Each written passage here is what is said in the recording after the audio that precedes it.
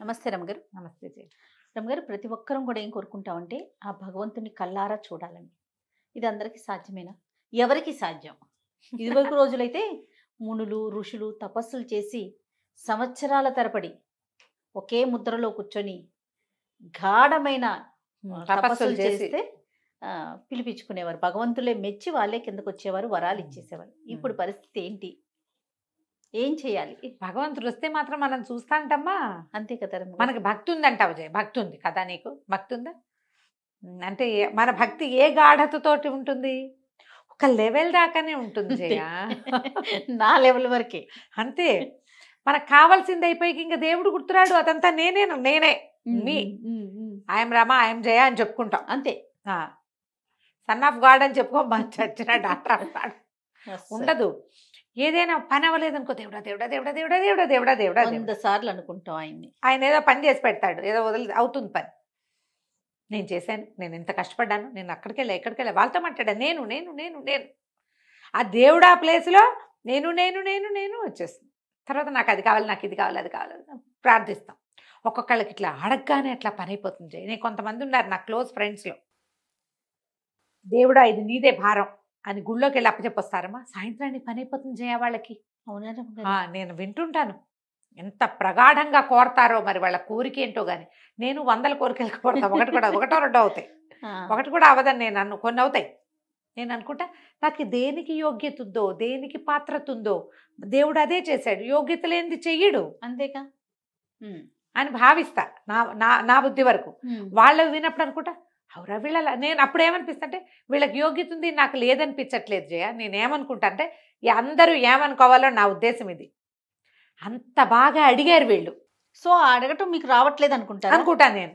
చూడలేమ్మా, దీని మీద ఒక మంచి కథ ఉంది జయ, చెప్తా. భలే ఇంట్రెస్టింగ్గా ఉంది. తెలుగు వెలుగు ఏదో గ్రూప్ ఉంది, ఆ గ్రూప్లో ఉన్నాను నేను. మనం పార్టిసిపేషన్ ఏముండదు, ఏవో వస్తూ ఉంటాయి, చదువుతూ ఉంటాం కదా. అందులో కొన్ని చాలా మంచి మంచి కథలు ఉంటాయి, అందులో నుంచే చెప్తున్నా. ఓకే. ఒకప్పుడట ఒక రాజుగారు ఉండేవారు, మహాభక్తి ఆయనకి, చాలా మంచివాడు, మహాధర్మాత్ముడు. ప్రజల పట్ల ఎంత వాత్సల్యం అంటే ఇట్లా ప్రతి వాళ్ళు ఆయన సొంత బిడ్డలాగానే ఉండేది ఆయనకి. సొంత పిల్లలకి ఎలా మంచి చెడు మేలు చూస్తారో పేరెంట్స్, అట్లా తన ప్రజల్ని కన్న బిడ్డల్లాగా చూసుకునేవాడట. మహాభక్తిపరుడు. ఎంత భక్తో భగవంతుని, మంచి ప్రార్థన. అయితే ఒకసారి భగవంతుడు ప్రత్యక్షమయ్యట. నీ భక్తికి మెచ్చుకోకుండా ఉండలేకపోతున్నాను నాయన, ఎంత భక్తిపరుడివి నువ్వు, నీ పట్ల చాలా ప్రీతి కలిగింది, నీకు ప్రత్యక్షం కాకుండా ఉండలేకపోయాను నేను, నీ భక్తితోటే నువ్వు నన్ను ప్రత్యక్షం చేసుకున్నావు అంటే. ఆయన చూసేసరికల్లా భగవంతుడిని చూడంగానే రాజుగారు పరిపరి విధాలా ప్రార్థించాడు, దండాలు పెట్టాడు, పరిపరి విధాలా ఆయన కీర్తించాడు, స్తుతించాడు, నుతించాడు. ఎన్నో రకాల స్తోత్ర పాఠాలతో భగవంతుడిని మరింతగా సంతోషపెట్టాడు. చెప్పు నాయన నీకేం కావాలి అని అడిగాడు. అడిగితే నాకు ఎట్లా దర్శనమిచ్చారు, నా ప్రజలందరికీ అలాగే దర్శనం ఇవ్వండి స్వామి అని అడిగాడు. దేవుడు మాట్లాడలేకపోయాడు. అది కష్టం నాయన అన్నాడు. అంటే కాదు కాదు, నేను అదే కోరుకుంటున్నా, భగవద్ దర్శనం నాకు ఎంత సంతోషాన్ని ఇచ్చిందో నా ప్రజలందరూ ఆ సంతోషాన్ని అనుభవించాలి, అందరికీ కావాలి. భగవంతుడు ఆలోచించి అట్లాగే నేను కొండ మీద ఉంటాను, నీ ప్రజలందరినీ తీసుకురా, చూస్తారు నన్ను, ఈ కొండ మీదే ఉంటానని కొండల మీద వెలిసి నుంచున్నాడు. రాజుగారు కిందకి వెళ్ళిపోయాడు. అందరికీ ఆజ్ఞ ఉత్తర్వులు జారీ చేసేట్టు, అందరూ రండి భగవద్ దర్శనం కాబోతోంది మన ప్రజలందరికీ ఒకేసారి, మొత్తం వెళ్ళిపోదామని మొత్తం ఆయన సమాజాన్ని అంతా తీసుకుని కొండెక్కటం మొదలుపెట్టాడు. కొంతమేర ఎక్కేసరికల్లా రాగి కాసులు కురిసిపోయినాయట. ప్రజలు కకావికలుగా పరిగెత్తారు వాటి దగ్గరికి. రాజుగారు కేకలు పెట్టాడు, వెళ్ళకండి వెళ్ళకండి, రాకాసుల్లో ఏముంది, భగవద్ దర్శనం చేద్దాం మనం అంటే ఆశాపాసంలో చిక్కుకుని కొంతమంది రాగి కాసుల దగ్గర ఆగిపోయారు. రాగి కంటే దేవుడు ఎక్కువ అని భావించిన వాళ్ళు ముందుకు నడిచారు. ఇంకో కొండెక్కారు. కొండెక్కేసరికి వెండి కాసులు కురవటం మొదలుపెట్టినాయి. అక్కడ ప్రవాహంలాగా ఉంది, అది వెండి కాసులు కారిపోతున్నాయి. అట్లా కొంతమంది అక్కడికి పరిగెత్తారు. రాజు వద్దు వద్దు వద్దు, వెళ్ళబోకండి, ఇంతకంటే అద్భుతమైనది నిధి మన కోసం ఎదురు చూస్తోంది పైన, వెళ్దాం వెళ్దాం వెళ్దాం అన్నాడు. కొంతమంది ఇక్కడ ఆగిపోయారు. రాగి కంటే వెండి బెటర్గా భావించే వాళ్ళు ఆగిపోయారు. అక్కడి నుంచి ఇంకా 2 కొండలు ఎక్కారు. ఎక్కితే బంగారపు కాసుల ప్రవాహం అట అక్కడ తునకలుగా పడిపోతుంది ఎక్కడి నుంచో. ఇక 30కి పైగా ఆల్రెడీ ఓ పావు ఓ అరా పోయింది. ఇక మిగిలిందో హాఫ్ జనం వాళ్ళంతా పరిగెత్తేశారు బంగారం వెనకాల. రాజు రాణి మిగిలారు. రాణి అంది, ఎందుకండి బంగారానికి ఎంత తాపత్రయం, మనకి లేదా పోదా, పాపం పిచ్చి పెదవులు, పదండి మనం దేవుణ్ణి చూద్దాం, మీరు ఒక్కరే ఉన్నారు, నేను కూడా మీతో వస్తాను. నేను రాజు నిర్వేదంగా నడవటం మొదలుపెట్టాడు.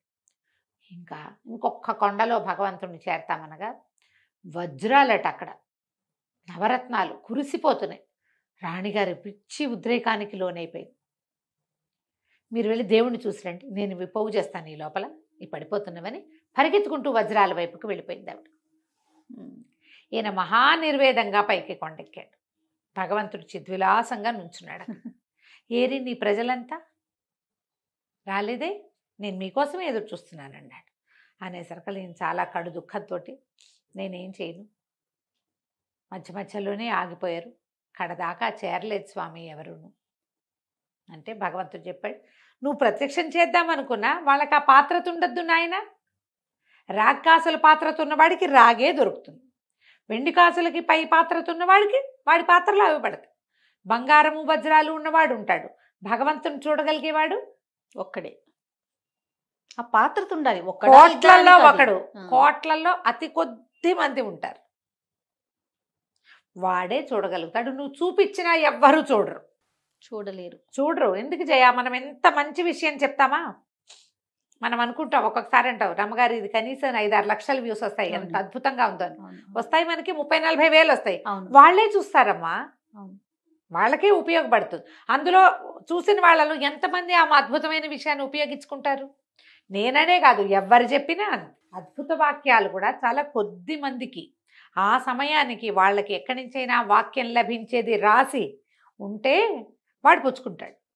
మిగిలిన వాళ్ళందరూ చూస్తారు, ఎవరికీ అది అందదు కదా. భగవద్ దర్శనం కూడా అంతే.